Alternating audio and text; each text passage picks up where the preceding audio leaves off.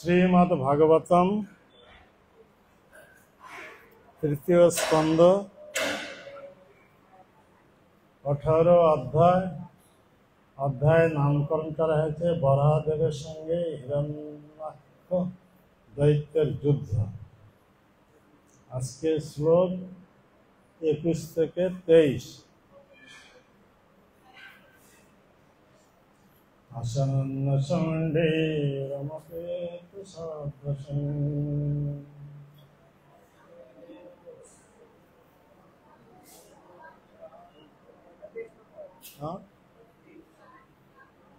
पुस्तक लिखे। अच्छा এটা আমি তাহলে পড়ে দিই, এটা তাহলে 22 এটা পড়ে দিই। आसन्न चंडे रमकेतु सदृशं क्रीत प्रतिकार महाजविक्रमं विलोकदैत्यं भगवान् सहस्रमे जगन्नारायणमादिशूरतम्। अनुवाद। সেই যুদ্ধক্ষেত্রে উপস্থিত সহস্র ঋষি এবং মহাত্মাদের নেতা ব্রহ্মা সেই দৈত্যকে দেখলেন। সে এমন অভূতপূর্ব শক্তি প্রাপ্ত হয়েছিল যে কেউই তার সঙ্গে যুদ্ধ করতে সক্ষম ছিল না।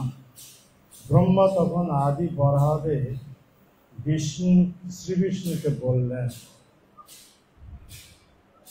এখানে শ্রী বিষ্ণুকে ব্রহ্মা যে কথা বলেছিলেন তার উপর আধারিত করে এখানে 22-23 শ্লোক দেওয়া হয়েছে, বোর্ডেতে লেখা হয়েছে।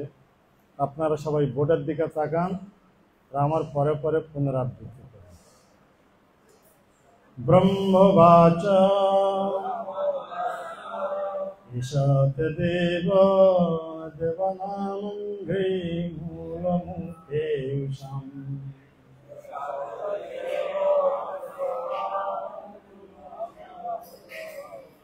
বিপ্রাণং সৌরভেনং ভূতনামপনাগসম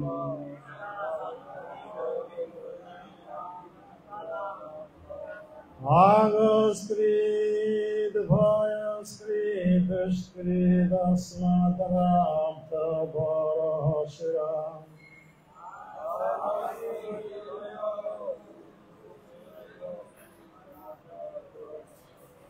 अन्वेषण प्रतिरथ लोकामपतिपङ्ककम्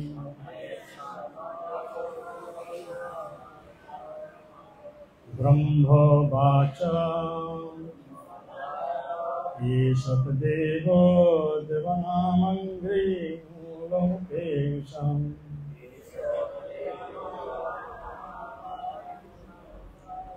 विप्राणं सौरभेनं भूतनामपनागसम्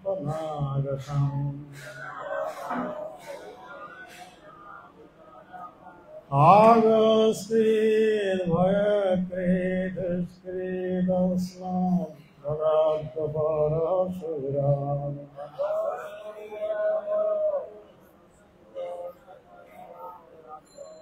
अन्वेषण प्रतिरथ लोकामपतिपङ्ककम्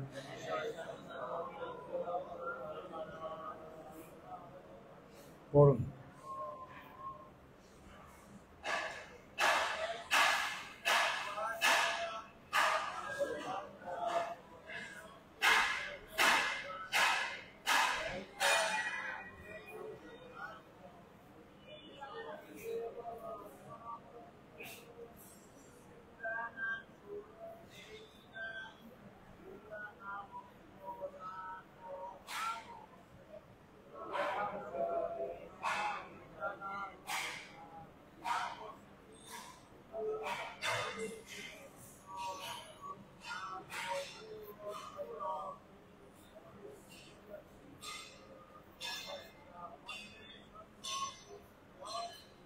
শুনতে পাচ্ছে না, জোরে বলুন। কেউ শুনতে পাচ্ছে না, আপনি কি উচ্চারণ করছে কেউ বুঝতে পারছেন। জোরে পড়বেন। শেষ হয়ে গেছে? আর কেউ করতে চান?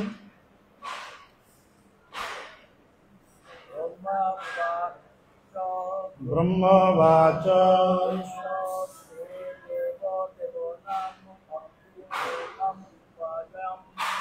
এষদেব দেবাঙ্গৃমূলতেষাং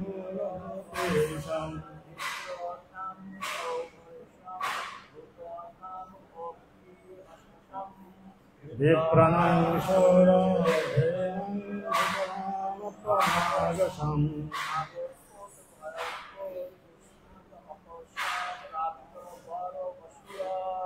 আগস্ক্রীদ ভয়ক্রীদ দুঃখৃদস্নাম রাব্ধবরসুর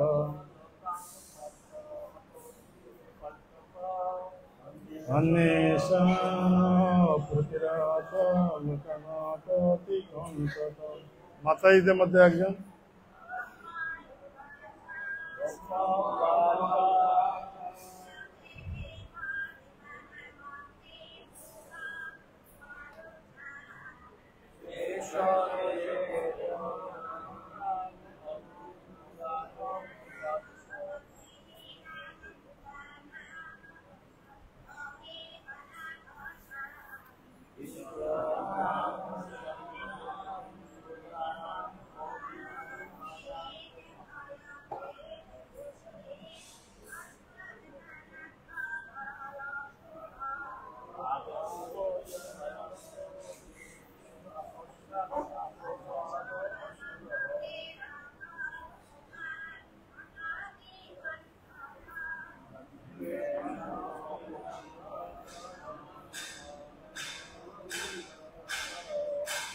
শব্দানুবাদ। ব্রহ্মা উবাচ, ব্রহ্মা বললেন, এসহ এই দৈত্য, তে আপনার, দেব হে ভগবান, দেবানাম দেবতাদের, অঙ্ঘ্রিমূলম আপনার চরণ, উপৈষাম যারা প্রাপ্ত হয়েছে, বিপ্রাণাং ব্রাহ্মণদের, সৌরভেয়ী নাম গাভীদের, ভূতানাম সাধারণ জীবদের, অপি ও অনাগসাম নির্দোষ, আগকৃত অপরাধী, ভয়কৃত ভয়ের উৎস, দুষ্কৃত দুষ্কৃতকারী, অস্ম আমার থেকে, রাদ্ধ বর বর লাভ করে, অসুর অসুর অন্বেষণ অনুসন্ধান করে, অপ্রতিরথ উপযুক্ত প্রতিদ্বন্দ্বী না থাকা, লোকাং সমগ্র ব্রহ্মাণ্ডে, অটতি সে পরিভ্রমণ করে, কণ্টক সকলের কণ্টক স্বরূপ হয়। শ্লোকের অনুবাদ সবাই ভালোভাবে শুনে আমার পরে পরে পুনরাবৃত্তি করে। শ্রী ব্রহ্মা বললেন, হে ভগবান, এই দৈত্যটি দেবতা, ব্রাহ্মণ, গাভী এবং সর্বদাই আপনার শ্রী পাদপদ্মে আরাধনার উপর নির্ভরশীল সমস্ত নির্মল ও সরল ব্যক্তিদের কণ্টক স্বরূপ। সে অনর্থ তাদের ক্লেশ প্রদান করা, তাদের ভয়ের কারণ হয়েছে। আমার কাছ থেকে বর লাভ করে সে এক মহাশক্তিশালী দৈত্যে পরিণত হয়েছে এবং সে সর্বদাই উপযুক্ত প্রতিদ্বন্দ্বী অন্বেষণ করতে করতে ব্রহ্মাণ্ডের সর্বত্রই সেই অসৎ উদ্দেশ্য সাধনের জন্য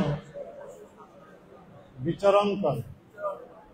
এই শ্লোকের উপর ছিল এসি ভক্তিবেদান্ত স্বামী প্রভুপাদের তাৎপর্য সবাই ধ্যান সহকারে শ্রবণ করে।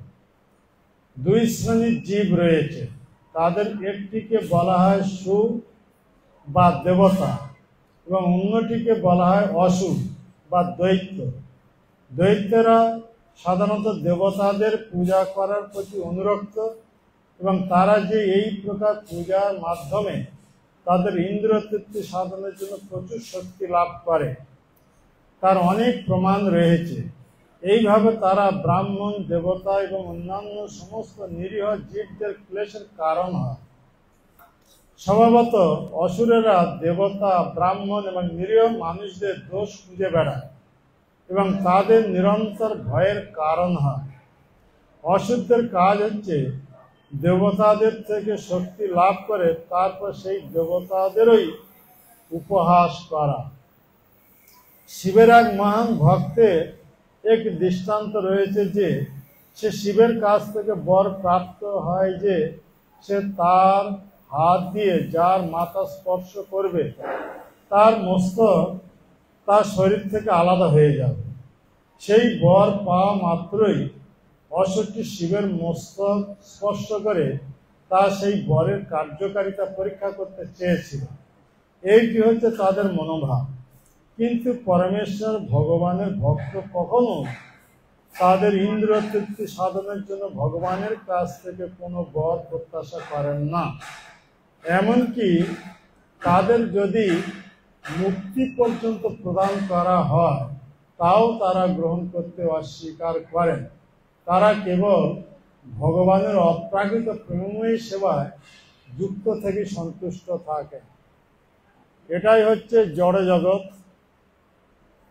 জড় জগৎ এই কারণে বলা হচ্ছে যেখানে দুই প্রকার স্বভাব সম্পন্ন ব্যক্তি আছে। কিন্তু এর বিপরীত জগৎ হচ্ছে ভগবত ধাম, চিৎ জগৎ। সেখানে সকলের একটি মনোবৃত্তি, ভগবানের ইন্দ্রিয় তৃপ্তি। এখানে ইন্দ্রিয় তৃপ্তির উপর দুইটি কথা আসছে। একটা হচ্ছে নিজের ইন্দ্রিয় তৃপ্তি, আর একটা হচ্ছে পরমেশ্বর ভগবানের ইন্দ্রিয় তৃপ্তি। নিজের ইন্দ্রিয় তৃপ্তির জন্য যে কাজ করা হয় তাকেই বলা হচ্ছে কাম। কিন্তু ভগবানের ইন্দ্রিয় তৃপ্তির জন্য যা করা হয় তাকেই বলা হচ্ছে প্রেম। তাই চৈতন্য চরিতামৃতে অতি সুন্দরভাবে ব্যাখ্যা করা হয়েছে। আত্মেন্দ্রিয় প্রীতিবাঞ্ছা তারে বলে কাম, কৃষ্ণেন্দ্রিয় প্রীতিবাঞ্ছা ঘরে প্রেম না। এই জড় জগতে দুই প্রকার লোক। তাই শাস্ত্রতে বলা আছে দৌ ভূত স্বর্গ লোকে অস্মি দৈব আসুরা এবচ বিষ্ণু ভক্ত স্মৃত দৈব আসুরিম তদ বিপর্যয়। অতি সুন্দরভাবে এই শ্লোকে দুই প্রকার ব্যক্তির স্বভাব সম্বন্ধে বলা হচ্ছে। দৌ ভূত স্বর্গ, অর্থাৎ এই জগতে দুই প্রকার ব্যক্তিদের কথা বলা হচ্ছে। দৌ ভূত স্বর্গ লোকে অস্মি। ভূত মানে জীব, যত রকম জীব, দুই ভাগে ভাগ করা হচ্ছে। দৌ ভূত, দৌ মানে দুই। দৌ ভূত স্বর্গ লোকে অস্মি, এই জগতে। দৈব আসুরা এ বচন, দেবতা এবং অসুর। দেবতা কাকে বলা হচ্ছে, অসুর কাকে বলা হচ্ছে, পরিষ্কার ভাবে তারপর বর্ণনা করা হচ্ছে কি, দৌ ভূত স্বর্গ লোকে অস্মি দৈব আসুরা এ বচন বিষ্ণু ভক্ত স্মৃত দৈব। যারা বিষ্ণুর ভক্ত, ভগবানের ভক্ত, তাদেরকে সুর বা দেবতা বলা হচ্ছে। যারা এই ভগবত বিদ্বেষী, ভক্ত বিদ্বেষী, তাদেরকে সব অসুর বলা হচ্ছে। তো অসুরেরা কঠোর তপস্যা করে, এমন ঘোর তপস্যা করে যা ভক্তরাও করতে পারবে না। এমনকি মহাপুরুষ স্বয়ং এই কথা বলছেন যে হিরণ্যকশিপু যেভাবে তপস্যা করেছে সেই রকম তপস্যা তার আগে কেউ সেরকম করতে পারেনি, এবং তার সময়ও কেউ করতে পারেনি, এবং ভবিষ্যতেও কেউ সেরকম তপস্যা করতে পারবে না। মহাপ্রভু নিজের মুখে এই কথা বলছেন। তো অসুরেরা এত তপস্যা করেও শ্রম এবহি কেবলম, সব পণ্ডশ্রমে পরিণত হয়ে যায়। প্রহ্লাদ মহারাজ কোন রকম তপস্যা করেননি, কিন্তু তিনি ভগবানের কৃপায় সুরক্ষিত আর ভগবানের কৃপা প্রাপ্ত।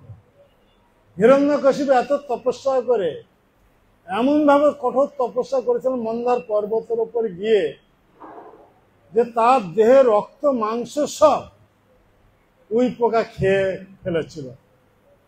এত কঠোর তপস্যা, যেহেতু সত্যযুগের লোক মানে মর্যাগত প্রাণ, হাড়ের ভিতর যে মর্যা থাকবে, সেই মর্যা যদি থাকলো তাহলে সে জীবিত থাকবে। দেহ রক্ত মাংস সব যদি খেয়ে ফেলবে উই পোকা, তথাপি সে জীবিত থাকবে। সত্যযুগের স্বভাব হচ্ছে এই, মর্যাগত প্রাণ। কিন্তু কলিযুগে অন্নগত প্রাণ, অন্ন যদি একবার যদি না খাবে, চোখগুলো সব ভিতরে ঢুকে যাবে। একাদশী দিনে যা হয়, আর জন্মাষ্টমী দিনে এসব প্রত্যক্ষ প্রমাণ রয়েছে, দেহ ক্ষীণকায় হয়ে যাবে। আর এইভাবে তো হিরণ্যকশিপুর মতো 36,000 বছর অনাহারে অনিদ্রায় এবং জলপান না করে, না বিশ্রাম করে, এইভাবে নিরন্তর তপস্যা কেউ করতে পারবে না। পরীক্ষিত মহারাজ ওইরকম একটা তপস্যা দেখিয়েছিলেন কেবল 7 দিন। 7 দিন 7 রাত কিছু খাননি, একটু জলপান করেননি, একটু বিশ্রাম নেননি, নিরন্তর ভাগবত কথামৃত সে পান করেছিলেন, তিনি পান করেছিলেন।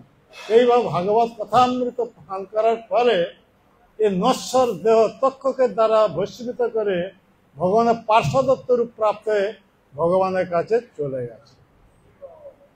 এইটা হচ্ছে জীবনের পরম সিদ্ধি, সংসিদ্ধি হরি তোষণম।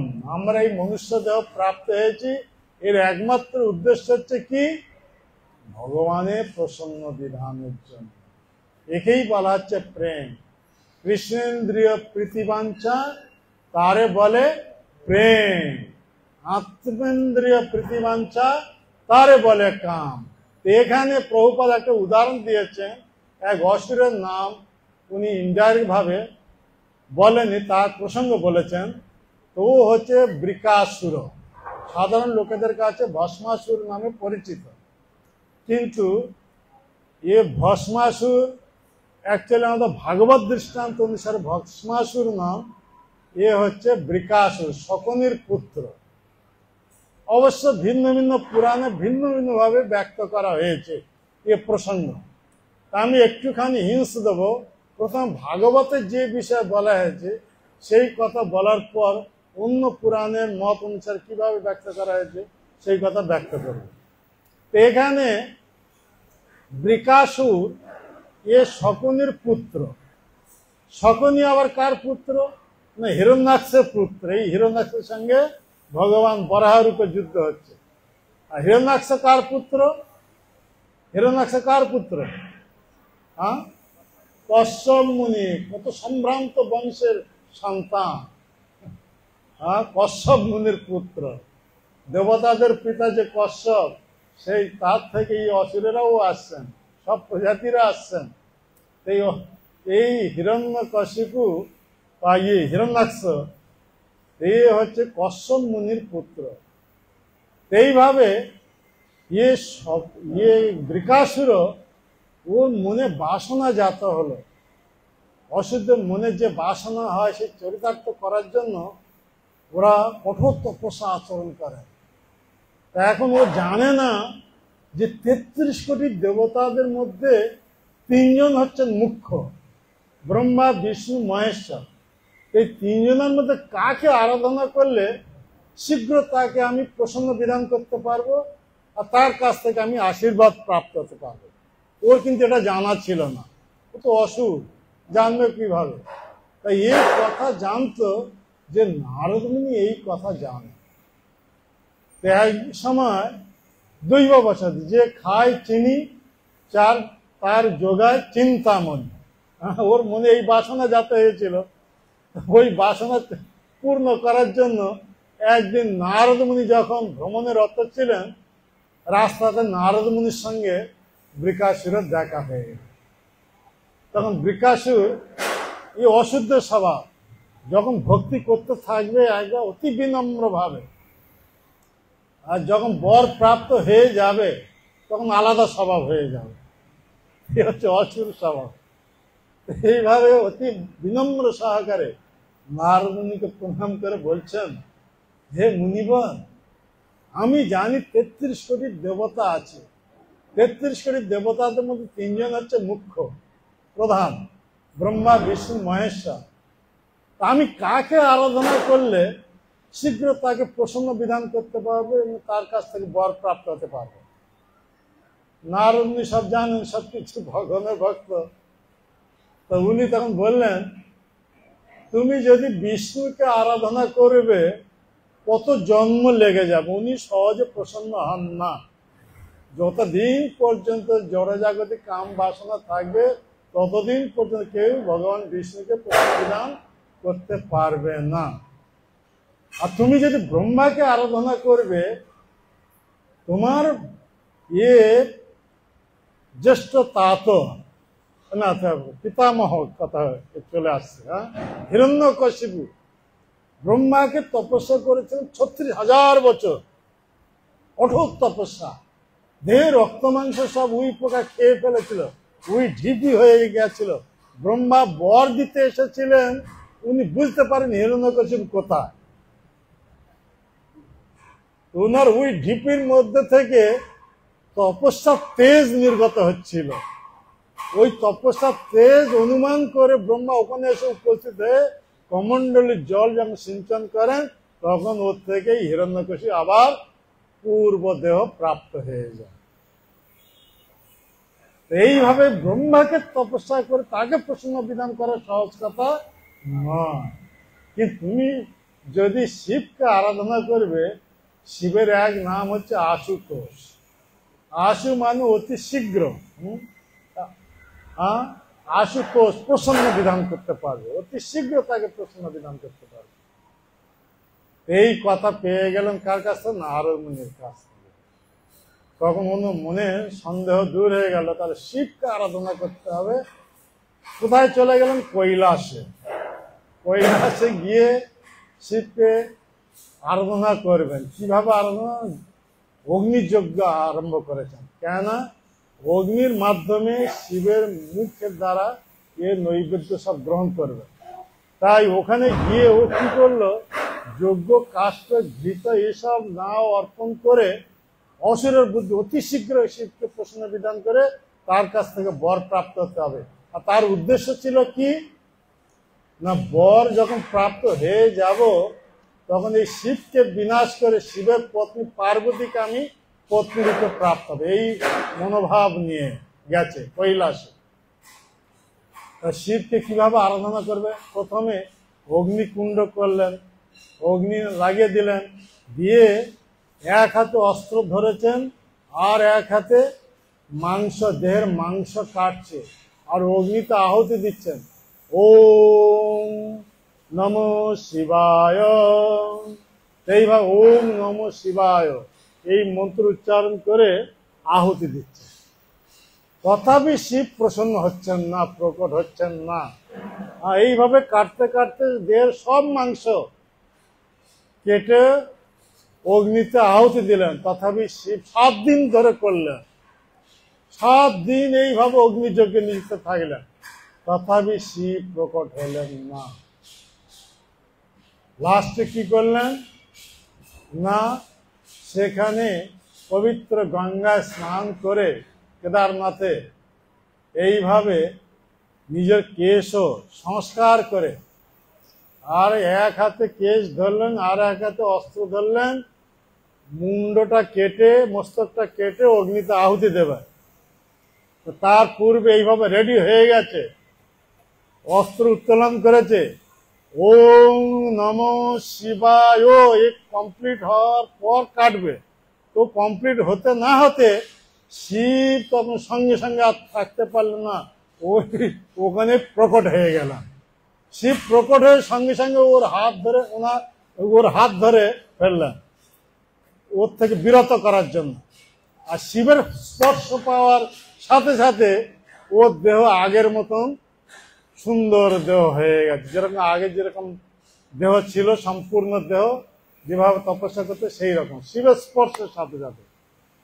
তখন শিব বলছেন, বৎস, তোমার এত কঠোর এইভাবে যজ্ঞ অনুষ্ঠান করা কি আবশ্যক আছে? আমার মাথায় একটু বেলপাতা গঙ্গা জল ছিটিয়ে দিয়ে মন্ত্র উচ্চারণ করে আমি প্রসন্ন হয়ে যেতাম। তুমি এত কেন কঠোর এইভাবে যজ্ঞ অনুষ্ঠান করছো? তো তুমি কি বর চাও? তোমার প্রতি আমি অত্যন্ত প্রসন্ন হয়ে গেছি। শিবকে আরাধনার সহজ পন্থা হচ্ছে গঙ্গা জল বেলপত্র নিয়ে মাথায় দিয়ে ওম নমঃ শিবায় বললে প্রসন্ন হয়ে যাবে। মানে শুদ্ধ চিত্তে যখন বলতে থাকবেন তখন শিব প্রসন্ন হয়ে যাবে। তুমি এত কেন কঠোর করছো? নিষ্ঠুরতা প্রদর্শন করে এইভাবে অগ্নিতে আহুতি দিচ্ছ নিজের দেহের মাংস কেটে। ঠিক আছে, আমি প্রসন্ন হয়েছি, তুমি বর প্রার্থনা করো। দুষ্টু বুদ্ধি সম্পন্ন দুষ্ট বুদ্ধি অ্যাপ্লাই করে ও বর চাচ্ছে কি, হে প্রভু, আপনি যদি আমার প্রতি প্রসন্ন হয়ে থাকেন তাহলে আমাকে এই বর দিন, আমি যার মাথায় হাত দেব সে সঙ্গে সঙ্গে ভস্মীভূত হয়ে যাবে। শিবের আর একটা নাম হচ্ছে ভোলানাথ। ভবিষ্যতে কি হবে না হবে এসব বিচার নেই। কেন? মানে এত ভগবানের চিন্তায় নিমগ্ন থাকেন জড়জাগতিক লোক, যে সব যারা যে রকম কামনা করে আসুক না কেন, শিবকে যদি আরাধনা করবে, শিব যদি তার প্রতি প্রসন্ন হয়ে যাবেন, শিবের উদ্দেশ্য তার সঙ্গে কোনো রকম কৈফিয়ত না করে সঙ্গে সঙ্গে বর দিয়ে উনি ওনার যে কর্তব্য সবসময় ভগবানকে ধ্যান করা, সেই কাজে নিযুক্ত হন। ভগবানের নাম জপ করা, ভগবানকে ধ্যান করা, এই কাজে নিযুক্ত হন। তাই শিবের এক নাম হচ্ছে কি, ভোলানাথ। ভবিষ্যতে কি হবে না হবে এই বরটা দিচ্ছে, এই অসুর, এই পরিণামে কি হবে না হবে এসব বিচার নেই, সঙ্গে সঙ্গে তথাস্তু করে দিয়েছে। শিব হাসতে হাসতে তথাস্তু করে দিয়েছেন। আর অসুর বর পেয়ে তখন চিন্তা করছে, এর যে সুন্দরী পত্নী আছে, এ বাটাই ভোগ করছে। এখন আগে ছিল আরাধ্য দেব, এখন এসে গেছে মুখে এ বেটা, তাকে ভোগ করছে। আমি একে মেরে তাকেই ভোগ করবো। এই হচ্ছে অসুর সমাজ। তার সঙ্গে সঙ্গে শিবের মাথায় হাত দিতে, আরে শিব বলে আমি তোকে বর দিলাম আর তুই আমার মাথায় হাত দিতে আসছিস। এখন বর দিয়ে ফেলেছে, কি করতে হবে? তাহলে শিবের কথা মিথ্যা হয়ে যাবে। তাই নিজেকে আত্মরক্ষা করার জন্য এখন দৌড়াচ্ছে, আর পিছনে পিছনে দৌড়াচ্ছে। ওর মাথায়তে হাত দিয়ে ওকে ভস্মীভূত করে ওর পত্নী পার্বতীকে আমি পত্নী রূপে প্রাপ্ত হব। এই ভোগ কামনা, এখানে প্রভু সেই কথাই তাৎপর্য ব্যক্ত করে। এদের এই ইন্দ্র তৃপ্তির কামনা, এই ভোগ কামনা এত প্রবল হয়ে গেছে, তার উদ্দেশ্য হচ্ছে বর দাতা শিবকে মেরে তার পত্নীকে আমি নিজের পত্নী বানিয়ে নেব। সেইবার শিবের পিছনে যখন দৌড়াচ্ছে, শিব ওইভাবে যেখানে যেখানে যাচ্ছে ও বৃকাসুর পিছনে পিছনে দৌড়াচ্ছে। ওর একান্ত ইচ্ছা ওর মাথায় হাত দিয়ে ওকে ভস্মীভূত করবে। এইভাবে ওর মধ্যে এই বাসনা জাত হয়ে গেছে। তা ভগবান, এটা আমাদের বলা হয়েছে ভিন্ন ভিন্ন জায়গায় ভিন্ন ভিন্ন কথা, যেখানে নারদ মুনি এই দৃশ্যটা দেখেছে। নারদ মুনি দেখে উনি চিন্তা করছেন, আরে শিব তো মহা বিপদে পড়ে গেছে, মানে শিবকে কিভাবে রক্ষা করা যায়। সঙ্গে সঙ্গে নারদ মুনি ভগবান বিষ্ণুর কাছে গিয়ে উপস্থিত হয়েছেন, হয়ে হাত জুড়ে প্রার্থনা করছেন, আপনার ভক্ত এইভাবে শিব তার এক ভক্তকে বরদায়, এখন সে মহা বিপদে পড়ে গেছে, তার আত্মরক্ষা করা মহা সমস্যা হয়ে গেছে। তো ভগবান শুনে সঙ্গে সঙ্গে এক বালক ব্রহ্মচারী রূপ ধারণ করে যে রাস্তা দিয়ে শিব দৌড়ে দৌড়ে পালিয়ে যাচ্ছেন সেখানে দাঁড়িয়ে গেলেন। শিব চলে গেলেন, ওর পিছনে দৌড়ে দৌড়ে আসছে কে? বৃকাসুর। বৃকাসুর যখন ওর পিছন পিছনে দৌড়ে দৌড়ে আসছে, বালক ব্রহ্মচারী বেশে ভগবান বিষ্ণু বলছেন, তুমি কেন ওই পাগলটার পিছনে দৌড়াচ্ছ? আরে ও তো পাগল লোক, ওর কোনো ঘর দোয়ার কিছু নেই, ঠিকভাবে কাপড় পরে না, আর ওর শ্বশুর মশাই দক্ষ ওকে পিশাচ হওয়ার জন্য অভিশাপ দিয়েছিল। ও তো এখন পিশাচ বদ আচরণ, তুমি ওর কথা কেন বিশ্বাস কর, ওর পিছনে কেন দৌড়াচ্ছে? তখন বলছে বৃকাসুর, না, উনি আমাকে বর দিয়েছেন যার মাথায় হাত দেবো সে ভস্মীভূত হয়ে যাবে। তা আমি এখন পরীক্ষা করতে চাই বরটা সত্যি না মিথ্যে। তাই ওনার মাথায় হাত দিতে যখন যাচ্ছে উনি দৌড়ে পালিয়ে যাচ্ছে। তখন ভগবান বালক ব্রহ্মচারী এসে বলছে, তুমি এক সম্ভ্রান্ত বংশের সন্তান, কশ্যপ মুনির বংশে তুমি আসছো, সম্ভ্রান্ত বংশের সন্তান, তোমার বুদ্ধি বৃত্তি কত উন্নত, তো তোমার মাথায় এ বুদ্ধিটা নেই। এটা সত্যি কি মিথ্যা নিজের মাথাতে হাত দিয়ে পরীক্ষা করতে পারত। আর যদি কিছু যদি না হবে তখন তুমি ওকে দণ্ড দিতে, তুমি কেন এই মিথ্যা বর আমাকে দিয়েছো। ইয়ে তখন চিন্তা করে ভগবানের বুদ্ধি হরণ করে দিয়েছে। ইয়ে তখন হ্যাঁ ঠিক কথা, তো আমার মাথা আছে, আমি কেন ওর মাথা হাত দিতে যাবো। যে নিজের মাথা হাত দিয়েছে নিজেই ভস্মীভূত হয়ে গেছে। তাই জগতের কাছে উনি ভস্মাসুর নামে পরিচিত, কিন্তু অ্যাকচুয়ালি না হচ্ছে বৃকাসুর। তো অন্যান্য পুরাণে উল্লেখ রয়েছে এই প্রসঙ্গটা সব ঠিক আছে। লাস্টে ভগবান বিষ্ণু কাছে যখন শিব উপস্থিত হয়েছেন, সেখানে আর নারদ মুনির কথা নাই, সেখানে অন্য পুরাণ আছে। ভগবান শিব যখন ভগবানের কাছে উপস্থিত হয়েছেন, ভগবান সঙ্গে সঙ্গে মোহিনী রূপ ধারণ করে ওর রাস্তাতে এসে উপস্থিত হয়ে গেছে। এ শিবের পিছনে দৌড়াচ্ছিল, শিবকে ভস্মীভূত করে শিবের পত্নী পার্বতীকে ভোগ করার জন্য। এখন সে বাসনা অন্তরিত হয়ে গেছে, অশুদ্ধের স্বভাব হচ্ছে। সুন্দর নারী যখন সামনে এসে উপস্থিত হয়ে যাবে, তখন সে কি নিয়ে যে ঘটনাটা ঘটছে সে কথা বিস্মৃত হয়ে যায়। তাকে ভোগ করার জন্য সেই দিকে তার মন ধাবিত হবে। যেমন উদাহরণ দেওয়া যেতে পারে, এই সমুদ্র মন্থনের সময় যখন সর্বশেষে, সবাই তো জানে, আমি শুধু হিংস দিচ্ছি, অমৃতের কলস নিয়ে উত্থিত হলো ধন্বন্তরী, ভগবান বিষ্ণু এক রূপ। তো অসুরেরা তার হাত থেকে ছিনিয়ে নিয়ে গেল।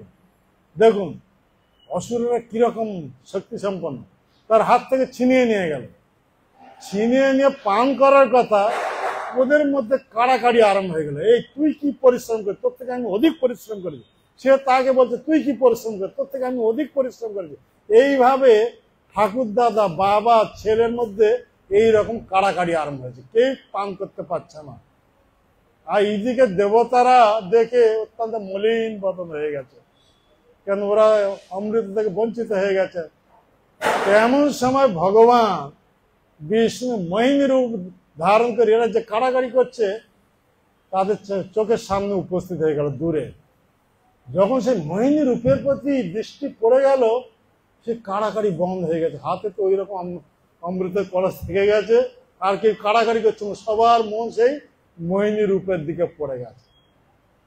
এ কথাও ভুলে গেছে, অমৃত পান করার কথাও ভুলে গেছে। এই প্রসঙ্গ সবাই জানেন। ওইভাবে মোহিনী এইভাবে সবাইকে মোহিত করে, মোহিত করার পরে মধুর বাক্যে ও যখন ধীর গতিতে আসছে মোহিনী অসুরদের কাছে, এরা তখন চিন্তা করে, আরে এ তো আমাদের লোক, আমাদের দিকে আসছে, দেবতাদের দিকে যাচ্ছে না। হ্যাঁ, বলছে যে আমাদের মধ্যে এই অমৃতের কলস নিয়ে কাড়াকাড়ি চলছে, তা তুমি এক কাজ করে এই অমৃত কলসটা আমি তোমার হাতে আমরা তোমার হাতে উঠিয়ে দিচ্ছি, তুমি যার ইচ্ছা তাকে মধ্যে বেটে দিতে পারো, তার জন্য আমরা কোনো রকম অভিযোগ করব না। তখন মোহিনী বেশে আরো মোহিত করার জন্য, আমি এক অপরিচিত নারী, আমার কথা তোমরা কেন এত বিশ্বাস করছো না? আমরা বুঝতে পারছি তুমি আমাদের লোক, তাই এই অমৃতের কলস আমরা তোমার হাতে উঠিয়ে দিচ্ছি। তাই তুমি ইচ্ছা করলে আমাদেরকে না দিলেও না দিতে পারো, তথাপি আমরা কিছু অভিযোগ করব না। এরকম সব রকম শর্ত করে নিচ্ছেন, নিয়ে অমৃতের কলস মোহিনীর হাতে উঠিয়ে দিলেন। তো মোহিনী বললেন, এখন তোমরা তো দুই প্রকার স্বভাব সম্পন্ন ব্যক্তি, দুইটা লাইন ধরে বসো, তারপর আমি বেটে দেবো। আর মোহিনী অসুররা যেদিকে বসেছে সেই দিকে চলছে ধীরে ধীরে, আর তার শাড়িটা উড়ে উড়ে ওই অসুরদের মাথায় একটু একটু স্পর্শ করছে। ওরা একবার সম্পূর্ণরূপে মোহিত হয়ে গেছে, আরে এ তো আমাদের লোক, এ তো দেবতা থেকে যাচ্ছে না, আমাদের লোক, আমাদের শাড়িতে এইভাবে ঘুরছে।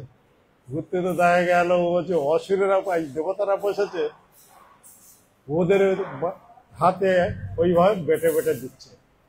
তখন এরা তখন চিন্তা করলো, আরে এ তো ওদেরকে দিচ্ছে, তা ওদের মধ্যে কিছু কেউই একটা কিছু বলতে যাচ্ছে, এই চুপ চুপ, ও তো আমাদের লোক, ও কলসের ওপর থেকে পাতলা পাতলা অমৃত ওদের দিয়ে দিচ্ছে, আমাদের জন্য গাঢ় অমৃত রেখে দিচ্ছে, আমাদের জন্য দেবে, তোমরা চুপ চুপ একদম চুপ করে বসো।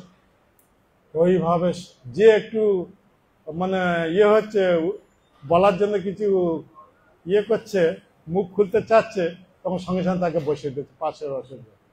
এইভাবে যখন দিতে দিতে চলে যাচ্ছে ওইভাবে অমৃত বাড়তে বাড়তে, তখন আর রাহু আর সহ্য করতে পারলো না, সঙ্গে সঙ্গে অশুদ্ধের শাড়ি সেরে সঙ্গে সঙ্গে দেবতাদের রূপ ধারণ করে চন্দ্র আর সূর্যের মাঝখানে বসে গেল। মোহিনী দেবী হতো সাক্ষাৎ ভগবান, উনি সব জানেন, তো অমৃত প্রভাবটা কিরকম তার দেখাবার জন্য জেনে শুনে ও অসুরের হাতেও দিয়ে দিয়েছেন অমৃত। অমৃত যেই দিয়ে দিয়েছেন, পান করতে যাচ্ছে, পান করছে, এমন সময় সূর্য আর চন্দ্র বলে দিলেন, এ এক অসুর আমাদের মতো রূপ ধারণ করে এইভাবে অমৃত পান করছে। সঙ্গে সঙ্গে ভগবান মোহিনী রূপ নিয়ে কি করলেন, সুদর্শন চক্র ধরে মস্তক ছেদন করলেন। অমৃতটা আর উদরে গেল না, এই পর্যন্ত স্পর্শ হয়ে গেল, তাই এটাকে কাটার ফলে এটা জীবিত থাকলো। তো অমৃতের প্রভাবটা কি তা প্রমাণ দেওয়ার জন্য ভগবান মোহিনী রূপ ধারণ করে এইভাবে অমৃত দিয়ে তার মস্তক ছেদন করে এইভাবে তার একটা গ্রহে, নবগ্রহের মধ্যে এক গ্রহের পদ তাকে প্রদান করেছে। সবাই জানেন এসব কথা, বেশি যেমন আমাদের কথা অনুসারে চলতে হবে। এইভাবে অসুরদের মধ্যে এত ভোগ কামনা, যে অমৃত নিয়ে কাড়াকাড়ি হচ্ছে, কি আগে অমৃত পান করবে, তার থেকে যখন মোহিনী রূপ দেখলো তার প্রতি আকৃষ্ট, তাকে ভোগ করার জন্য অমৃত পানের কথা ভুলে গেল। তো এখানে এইভাবে বলা হচ্ছে, এ বৃকাসুর এ শিবের পিছনে পিছনে যখন দৌড়াচ্ছিল, শিব ওইভাবে যেখানে যাচ্ছে ও তার পিছনে পিছনে সেখানে উপস্থিত হয়ে যাচ্ছে তার মাথায় হাত দেওয়ার জন্য। শিব এইরকম বিপদগ্রস্ত অবস্থায় ভগবান বিষ্ণুর কাছে যখন উপস্থিত হয়েছেন, ভগবান বিষ্ণু বৃকাসুরের অভিযোগ প্ল্যান দেখে, অভিপ্রায় দেখে সঙ্গে সঙ্গে মোহিনী রূপ ধারণ করে ওর সামনে প্রকট হয়ে গেল।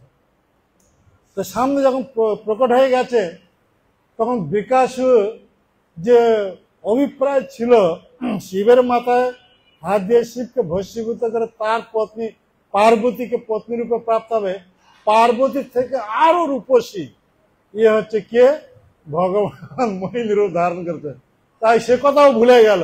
এখন একে ভোগ করার জন্য ও নির্লজ্জ ভাবে বলছে, তুমি আমার পত্নী হও। তখন ভগবান মোহিনী রূপ ধারণ করে বলছে, হ্যাঁ আমি তার পত্নী হতে পারি যে আমার মতো নৃত্য করতে পারবে। তুমি আমার মতো নৃত্য করতে পারো কি না পারো আমি জানবো কিভাবে? আমি যেভাবে নাচবো তুমি সেইভাবে যদি নাচতে পারো তাহলে আমি তোমার পত্নী হতে পারি। এখন ও শিবের মাথা হাত দেওয়ার কথা ভুলে গেছে, পার্বতীকে পত্নী রূপে প্রাপ্ত হওয়ার সে কথা ভুলে গেছে, এখন মোহিনীকে পত্নী রূপে প্রাপ্ত হওয়ার জন্য ওর সঙ্গে নাচতে আরম্ভ করেছে। তা মোহিনী যেভাবে ভঙ্গি করে নাচবে তাকে ঠিক সেইভাবে নাচতে হবে। হ্যাঁ, হচ্ছে না, এত জোর সামলাচ্ছে তো হচ্ছে না।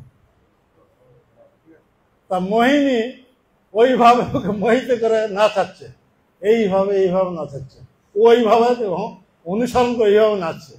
নাচতে নাচতে ও অ্যাজিটিভ ভাবে নাচছে, মোহিনী যেভাবে নাচছে ওইভাবে নাচছে।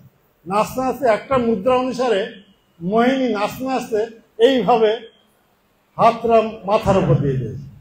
ও নাচতে নাচতে ওইভাবে ওর হাতটা যেই মাথায় স্পর্শ করেছে সঙ্গে সঙ্গে হচ্ছে ভগবানের মনের শক্তি। এখানে এই কথা বলা হচ্ছে, এই অসুরেরা এদের মধ্যে ভোগ কামনা এত প্রবল। তাই প্রভুপাদ এই তাৎপর্যে উল্লেখ করেছেন কম্পেয়ার হিসাবে, তুলনামূলক হিসাবে, যে অসুরেরা যখন তপস্যা করে তার একমাত্র উদ্দেশ্য হচ্ছে ইন্দ্র তৃপ্তি চরিতার্থ করার জন্য এইভাবে ভিন্ন ভিন্ন দেবতা চরণ আশ্রয় করে, তাকে উপাসনা করে, তার থেকে বর প্রাপ্ত হওয়ার জন্য।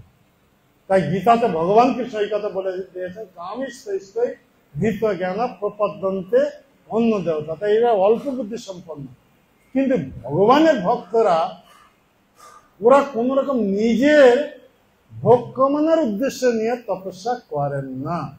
ওদের একমাত্র উদ্দেশ্য হচ্ছে ভগবানের প্রসন্ন বিধান করা। যেমন মহাপুরুষ শিখিয়েছেন, কি শিক্ষাশ্রমে বলছে, ন ধনম ন জনম ন সুন্দরী কবিতাং জগদীশ কাময়ে। কিন্তু একটাই কামনা, কি, মম জন্মনীশ্বরে ভবতাদ ভক্তি অহৈতুকী।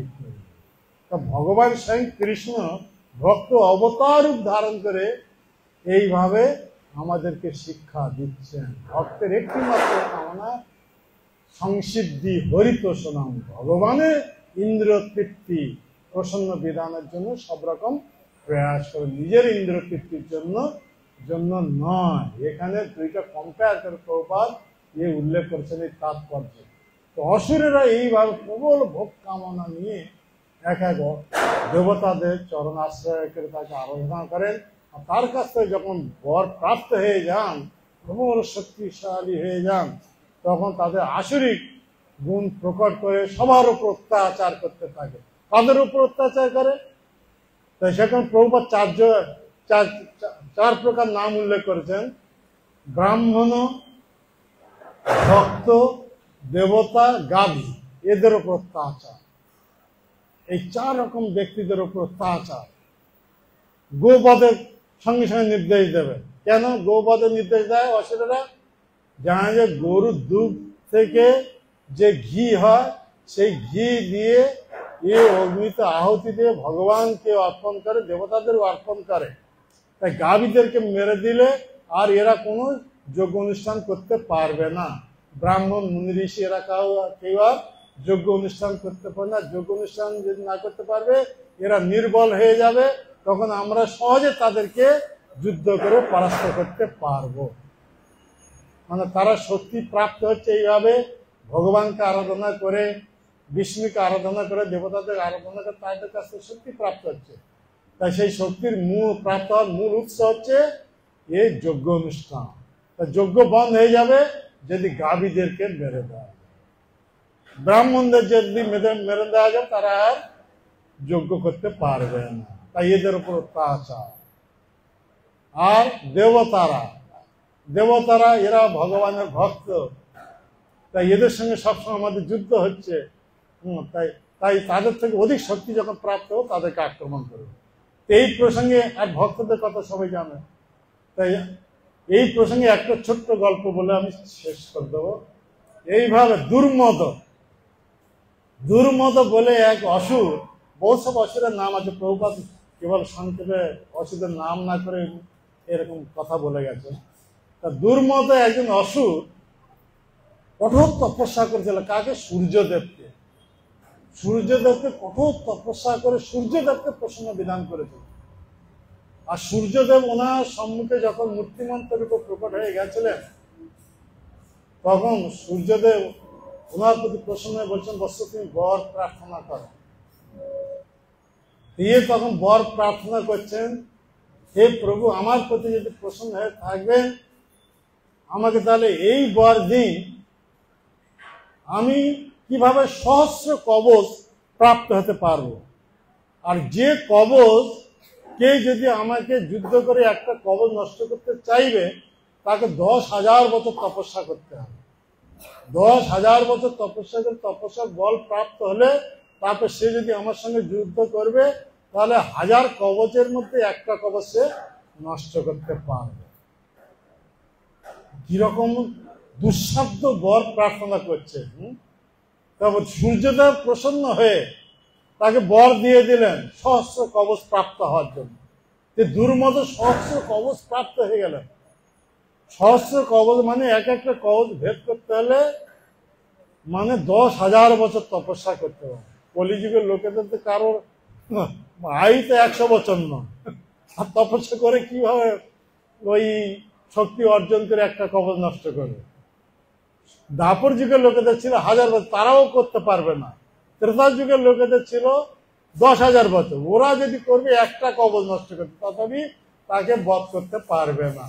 সত্তর যুগের লোকেদের আয়ু ছিল 10,000 1,00,000 বছর, কারণ ওরা যদি তপস্যা করে শক্তি অর্জন করবে তাহলে 10টা ওদিকে করতে পারবে না। 1000 কবচ প্রাপ্ত হয়েছে, কারো সাধ্য নাই। তাই এই মনুষ্য জগতে কারো সাধ্য নাই তপস্যা করে, তপস্যা শক্তি প্রাপ্ত হয়ে দুর্মদের সঙ্গে যুদ্ধ করে তার সব কবচ নষ্ট করে তাকে বধ করে, কারো সাধ্য নাই। ও অসুর সূর্যদেবের কাছে বর প্রাপ্ত হয়ে ত্রিভুবন সর্বত্রই উৎপাত আরম্ভ করলো।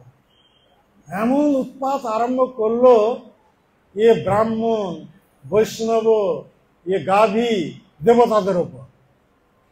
তোর সময় কেউ যুদ্ধ করে ওকে পরাস্ত করতে পারবে না। সমস্ত এইভাবে বিপদগ্রস্ত অবস্থায় ভগবানের শরণাপন্ন হয়েছিল। আর ভগবান ভক্তের প্রার্থনা শ্রবণ করেন। সবাই যখন এইভাবে কাতর ভাবে প্রার্থনা করবেন, তখন ভগবান এই নরনারায়ণ রূপ ধারণ করে মানে জগতে অবতরণ করলেন ধর্মরাজের পুত্র রূপে। ধর্মরাজ মানে যমরাজ, হ্যাঁ, ধর্মরাজের পুত্র রূপে জন্মগ্রহণ করলেন নরনারায়ণ। তো নরনারায়ণে যখন জন্মগ্রহণ করেন, ওনাদের মাতা থেকে, তো ধর্মরাজের 10 পত্নী ছিলেন। 10 পত্নীর মধ্যে এক পত্নী তার গর্ভ থেকে যখন জন্মগ্রহণ করেছেন, জন্মলীলা প্রদর্শন করেছেন, তখন নরনারায়ণ মাকে এমন ভাবে সেবা শুশ্রূষা করতে লাগলো, মা অত্যন্ত প্রসন্ন হয়ে গেলেন। তখন মা বর দিতে চাচ্ছেন, তো নরনারায়ণ এরা তখন মায়ের চরণে প্রার্থনা করে বলছেন, হে মাতা, আপনি যদি আমাদের প্রতি প্রসন্ন হয়ে বর দিতে চান তাহলে আমাদেরকে এই বর দিন, আমরা তপস্যার উদ্দেশ্যে বেরিয়ে যাব। দেখুন, সহজে মায়ের কাছে তপস্যার উদ্দেশ্যে বেরিয়ে যাবে এ কথা বললে তো মা দেবে না। এই মায়ের কাছে শর্ত করে নিয়ে এইভাবে তপস্যার উদ্দেশ্যে বেরিয়ে যাবেন, এই কথা বলে মায়ের কাছে বর চাচ্ছে। তাই তপস্যার জন্য আমাদেরকে ছাড়তে হবে। তা মা কি বলবো, কথা দিয়েছেন, তাই দিয়ে দিলেন। ওনারা মায়ের কাছ থেকে বিদায় নিয়ে তপস্যা আসছে। তপস্যা করেন কোথায় না, যে জায়গা তপস্যা করলে একদিনও তপস্যা করলে অন্য জায়গায় 10,000 বছর তপস্যার ফল প্রাপ্ত হতে পারে। অদ্ভুত কথা, হ্যাঁ। মানে অন্য জায়গায় 10,000 বছর যা তপস্যা করলে যে ফল প্রাপ্ত হবেন, তাই এমন একটা জায়গা আছে যেখানে একদিন তপস্যা করলে সেই ফল প্রাপ্ত হতে পারে। এখন নারদ মুনিকে নিযুক্ত করলেন যে সমগ্র ব্রহ্মাণ্ডে পরিভ্রমণ করে দেখো কোথায় সেই জায়গা আছে যেখানে একদিনে তপস্যা করে 10,000, অন্য জায়গায় 10,000 বছর তপস্যার ফল প্রাপ্ত হওয়া যাবে। তার নারদ মুনি সর্বত্র পরিভ্রমণ করে করে উনি যখন বদরিক আশ্রমে এসে উপস্থিত হয়েছেন, তখন উনি বুঝতে পারেন যে এমন একটা জায়গা, এখানে একদিনে তপস্যা করলে অন্য জায়গায় 10,000 বছর তপস্যার ফল প্রাপ্ত হওয়া যাবে। তো সঙ্গে সঙ্গে নারদ মুনি এসে নরনারায়ণ ঋষিকে সমাচার দিলেন, প্রভু, এই বদরিক আশ্রম এমন একটি জায়গা যেখানে একদিন তপস্যা করলে অন্য জায়গা 10,000 বছর তপস্যার ফল প্রাপ্ত হওয়া যাবে। তখন নরনারায়ণ দুইজনে বদরিক আশ্রমে এসে অল্টারনেট হিসাবে তপস্যা করবেন। মানে একদিন তপস্যা করে শক্তি অর্জন করবেন, যেটা অন্য জায়গায় 10,000 বছর তপস্যার ফল প্রাপ্ত হতে পারবে। তো সেই হিসাবে প্রথমে নারায়ণ, এইভাবে নারায়ণ কার সঙ্গে যুদ্ধ করছে, দুর্মদের সঙ্গে। আর এইদিকে নর তপস্যারত হয়েছে। নর তপস্যারত হয়েছেন, আর নারায়ণ তপস্যা করে একদিন তপস্যা করে অন্য জায়গায় 10,000 বছর তপস্যার ফল প্রাপ্ত হয়ে দুর্মদের সঙ্গে যুদ্ধ করছে। দুর্মদের সঙ্গে যুদ্ধ করে দুর্মদের একটা কবচ ছিন্ন করে দিলাম, নষ্ট করে দিলাম। এইদিকে নারায়ণ চলে এলেন, তখন নর ওই একদিন তপস্যা করে ফল প্রাপ্ত হয়ে গেছেন, অন্য জায়গায় 10,000 বছর তপস্যার ফল, উনি এখন এসেছেন দুর্মদের সঙ্গে যুদ্ধ করতে। আর এইদিকে নারায়ণ তপস্যারত হয়ে গেছেন। এইভাবে অল্টারনেট করে একদিন নারায়ণ যুদ্ধ করছেন দুর্মদের সঙ্গে, দুর্মদের একটা কবচ নষ্ট করে দিচ্ছেন। তারপরের দিন নর এসে যুদ্ধ করছেন, যুদ্ধ করে তার একটা কবচ নষ্ট করে দিচ্ছেন। এদিকে নারায়ণ তপস্যার আছে। তারপরে আবার ফিরে যাবে, ইনি আবার ফিরে যাবেন তপস্যা, নারায়ণ এসে যুদ্ধ করতে থাকে। এইভাবে কন্টিনিউ যুদ্ধ চলছে অল্টারনেট হিসাবে নর নারায়ণের সঙ্গে দুর্মদে একা, এইদিকে দুইজন অল্টারনেট করে এইভাবে যুদ্ধ করছেন। যুদ্ধ করতে করতে করতে করতে করতে এইভাবে 999টা কবচ নষ্ট হয়ে গেছে, আর একটা মাত্র কবচ আছে। তখন নর তপস্যায় ছিলেন, নারায়ণ ওর 999 নম্বর তপস্যা কবচ নষ্ট করে দিয়েছেন, আর একটা মাত্র কবচ আছে। এদিকে নর তপস্যা করে চলে এসেছেন। নর যখন তপস্যা করে এর সঙ্গে যুদ্ধ করতে এসছেন, ও তখন ভয়ভীত হয়ে গেছে, আরে যদি কৌশল নষ্ট করতে আমার তো মৃত্যু হয়ে যাবে। ও তখন ভয়ভীত হয়ে ওনার ইষ্টদেব সূর্যদেবের চরণে গিয়ে প্রণত হয়ে আশ্রয় গ্রহণ করার জন্য প্রার্থনা করছে। সূর্যদেব ওনাকে আশ্রয় দিলেন, তাই নরের কবল থেকে ও বেঁচে গেল। নরের কবল থেকে বেঁচে গেল, কিন্তু তপস্যার ফল প্রাপ্ত হয়ে আছেন কে? নর। তো ওই নর নারায়ণ তারপরে দাপর যুগে এসেছিলেন অর্জুন আর কৃষ্ণ রূপে। আর সূর্যদেব নিজের ভক্তকে নিজের পুত্রবৎ, তাই কুন্তী দেবী দুর্বাসা মুনির কাছ থেকে একটা মন্ত্র প্রাপ্ত হয়েছিলেন কুমারী অবস্থায়। যখন কুন্তিভোজ রাজার রাজপ্রাসাদে ছিলেন, দুর্বাসা মুনির সেবা করার ফলে দুর্বাসা মুনি ওনার প্রতি প্রসন্ন বর দিতে চেয়েছিলেন। তো উনি দেখলেন যে ভবিষ্যতে এইসব অসুবিধা রয়েছে, তাই কুন্তী দেবীকে একটি মন্ত্র দিয়েছিলেন, যেই মন্ত্র যদি সে অ্যাপ্লাই করে কোনো দেবতাকে আবাহন করে, দেবতা প্রসন্ন হয়ে তার সম্মুখে উপস্থিত হয়ে যায়। তা কুন্তী দেবী ওই মন্ত্র প্রাপ্ত হয়েছেন দুর্বাসা মুনির কাছ থেকে। দুর্বাসা মন্ত্র দিয়ে চলে গেছেন। কুন্তী দেবী এখন পালিত পিতা গৃহে আছেন, কুন্তিভোজ গৃহে। তো উনি দেখলেন মুনিবার আমাকে এই বর দিয়েছেন। উনি চাপল্যতা বশত মন্ত্রটা পরীক্ষা করার জন্য যেই মন্ত্র উচ্চারণ করেছেন, সঙ্গে সঙ্গে সূর্যদেব ওখানে প্রকট হয়ে গেছে। তখন ভয়ভীত হয়ে কুন্তী দেবী যে আপনি ফিরে যান, আমি চাপল্য বশতে এই মন্ত্র উচ্চারণ করেছিলাম, আর দুর্বাসা মুনি এই মন্ত্র সত্য কি মিথ্যা পরীক্ষা করার জন্য। সূর্যদেব বলে, দেব দর্শন কখনো বৃথা হবে না, তবে আমার ওর এসে তোমার গর্ভে এক সন্তান আসবে, কিন্তু সন্তান প্রসব করেও তুমি কুমারী অবস্থায় থাকবে। সূর্যদেব এই আশীর্বাদ করেন। তাই সূর্যদেবের ঔরসে কুন্তীর গর্ভ থেকে যে সন্তান জাত হয়েছিল, সে সন্তান কান পথ দিয়ে জাত হয়েছিল। তাই ওই ওই সন্তান নাম রাখা হয়েছিল কর্ণ। তাই ওনারও কুমারিত্ব অক্ষুণ্ণ ছিল কুন্তী দেবী। এইভাবে সেই কর্ণকে যখন ও তো অবিবাহিত অবস্থা জাত হয়েছিল, তাই ওকে ভাসিয়ে দিয়েছিল। আর ওই সন্তান প্রাপ্ত হয়েছিল অধীরথ, একজন সারথী। ওনার পত্নী রাধা, ওনার কোনো সন্তান ছিল না, তাই ওই সন্তানের নাম দিল কি রাধেয়। তা কর্ণের আরেকটা নাম হচ্ছে রাধেয়, রাধার পুত্র। মানে সারথীর স্ত্রীর নাম হচ্ছে রাধা। তার পুত্র হওয়ার জন্য, এখন তার পুত্র হওয়ার জন্য রাধেয় নামে পরিচিত। ওই পরিণামে ওই কর্ণ দুর্যোধনের মিত্র হয়েছিল যখন কুরুক্ষেত্রের যুদ্ধের আয়োজন হয়েছিল ভগবান কৃষ্ণের ইচ্ছা অনুসারে, তখন এই অর্জুন, সেই যে আগে নর ছিল উনি এখন অর্জুন, আর এখন এই সেই যে দুর্মদ ছিল উনি এখন কর্ণ। এই দুইজনের মধ্যে যখন যুদ্ধ হচ্ছে তখন কর্ণের রথ তো ভূমি গ্রাস করেছিল, ও চাকা উঠাতে যাচ্ছে, আর অর্জুন যুদ্ধের নিয়ম লঙ্ঘন করবে না, উনি তাই বাণ প্রয়োগ করতে চাচ্ছিল না। ভগবান কৃষ্ণ ওনাকে স্মরণ করে দিলেন যে তোমার এইভাবে পত্নীকে লাঞ্ছনা করেছে এর কথা অনুসারে পুরুষ সভাতে, আর তোমাদের 5 পুত্র এসব এখানে সব হারিয়েছে, একে এইভাবে বিভিন্ন লাঞ্ছনা করা হয়েছে, এইসব অর্জুনের মধ্যে উদ্দীপ্ত করে উঠে। যখন এইভাবে উদ্দীপ্ত করে দেন তখন সেই অবস্থা অর্জুন ওকে বধ করে।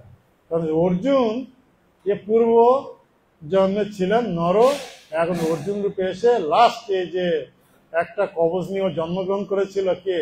কর্ণ। জন্মগত হিসাবে একটা কবচ নিয়ে ওই একটাই কবচ ছিল, ওই কবচটা আবার ইন্দ্র এসে হরণ করে নিয়ে গেছে, নিয়ে একাগ্নি বাণ দিয়েছিল ওনাকে, যার উপর প্রয়োগ করে সে বিনাশ প্রাপ্ত হবে। তা ওই কবচ হরণ করে নেওয়াতে এখন অর্জুন অনায়াসে কৃষ্ণ নির্দেশে অর্জুনকে কর্ণকে বধ করতে পেরেছে। এই অসুরেরা যখন এইভাবে তপস্যা করে, ওই রকম তপস্যা কোনো ভক্তরা করতে পারবে না। তাই মহাপ্রভু ভবিষ্যৎবাণী করেছেন, হিরণ্যকশিপু যেভাবে তপস্যা করেছিল ভবিষ্যতে কেউ এইরকম তপস্যাও করতে পারবে না। কিন্তু এত তপস্যা করে লাভটা কি হলো? তাই ঋষভদেব আমাদেরকে উপদেশ দিচ্ছেন পুত্রদের মাধ্যমে, তপ দিব্যং পুত্রকা যেন সত্যং শুদ্ধে। তপস্যার উদ্দেশ্য হচ্ছে দিব্য তপস্যা, এইরকম হিরণ্যকশিপুর মতন তপস্যা নয় ভগবানকে সংহার করার জন্য। তপস্যার উদ্দেশ্য হচ্ছে ভগবানকে প্রসন্ন বিধান করার জন্য। তাই ঋষভদেব ওনার পুত্রদেরকে এই উপদেশ দিচ্ছেন, তপ দিব্যং পুত্রকা যেন সত্যং শুদ্ধে। আমরা যে স্থিতিতে আছি সেই স্থিতি থেকে আরো উচ্চ স্থিতি ও শুদ্ধতা প্রাপ্ত হওয়ার জন্য মনুষ্য জীবন প্রাপ্ত তপস্যা আচরণ করা, এই হচ্ছে তপস্যার উদ্দেশ্য। তপস্যার উদ্দেশ্য হচ্ছে সংসিদ্ধি হরিতোষণম, ভগবানের ইন্দ্র তৃপ্তি, ভগবানকে প্রসন্ন বিধান। এই প্রসঙ্গে বহুত কথা আসবে, আমাদের সময় পেরিয়ে গেছে বহুত। তো আমাদের ভাগবত কথা ছিল না আজকে, কালকে বলে দিয়েছে গোপাল কৃষ্ণ মহারাজের বিষয়, তো ও তো বলতে গেলে আরো বহুত সময় লেগে যাবে। তো ওরা অন্য সময় ওনারা আবারও প্রোগ্রাম চেঞ্জ করে দিয়েছেন, আজকে ভাগবতেরও বলা হলো। আমি এসেছিলাম গোপাল কৃষ্ণ মহারাজের উপর কথা বলার জন্য, বলেছিলাম যারা যারা বলতে চান তাদেরকে আগে সুযোগ দেওয়া যাবে, লাস্টে আমি বললাম, সেটা হলো না। এনারা আবার অ্যারেঞ্জমেন্ট করবেন যখন, তখন সেই দিনও কথা হবে নাকি? হ্যাঁ, ঠিক আছে। কারো কিছু প্রশ্ন যদি থাকে এখন